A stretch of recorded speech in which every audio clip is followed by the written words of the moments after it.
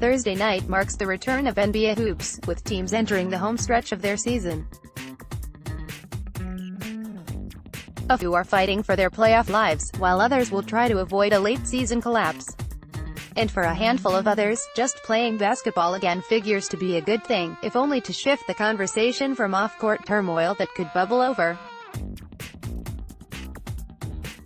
With that in mind, we analyzed 5 of the league's most interesting storylines as we prepare to dive into season's second half. What's going to happen with the Celtics? Even after the Raptors got Kawhi Leonard and the Sixers got Jimmy Butler, the Celtics carried great expectations this season.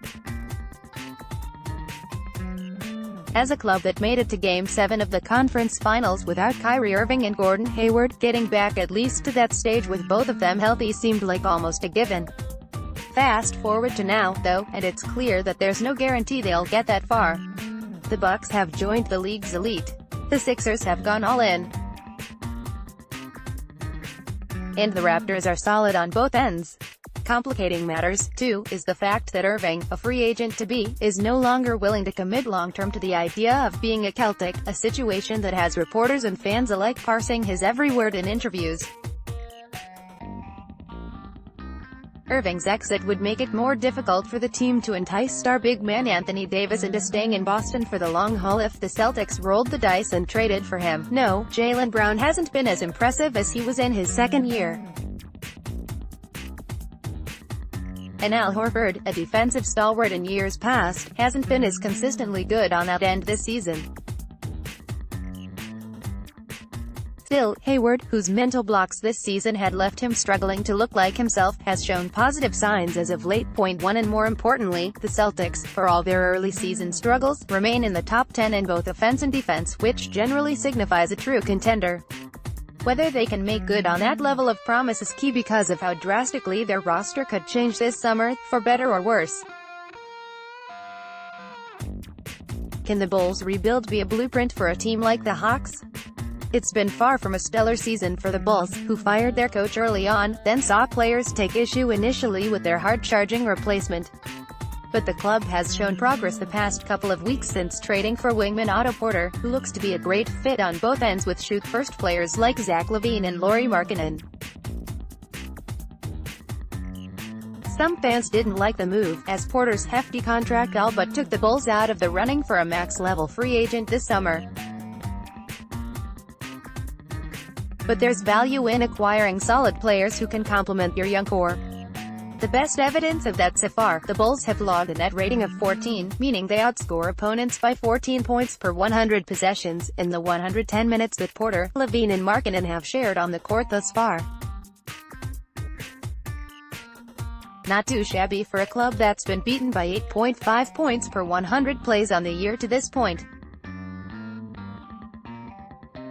The early Chicago returns could serve as a blueprint for the rebuilding Hawks, who have young, budding talents of their own in John Collins, Trae Young and Kevin Huerter. The youngsters have each had their moments of offensive brilliance, too, but the trio, defensively challenged to put it kindly, has been outscored by 5.6 points per 100 possessions. Finding veterans who can consistently defend at a high level to play next to them, and developing those 3 on D, will go a long way in determining when and whether Atlanta can turn it around. The MVP race could come down to the wire. Making sense of this year's MVP race has been a challenge. Just when Giannis Antetokounmpo seemed to be the clear leader for the award, given his eye-popping numbers for the team with the best record in the sport, James Harden came bursting through like the Kool-Aid man, forcing himself into the conversation with a historic scoring streak.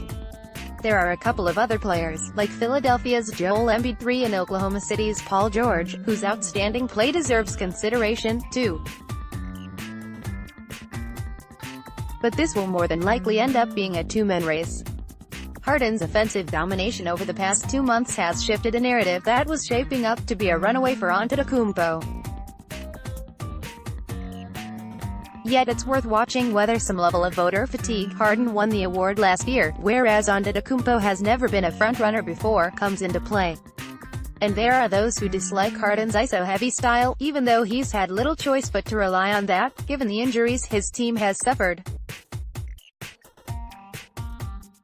so it wouldn't be surprising if Antetokounmpo eventually gets the nod here, particularly if the Bucks end up finishing in first place. Can LeBron will the Lakers into the playoffs?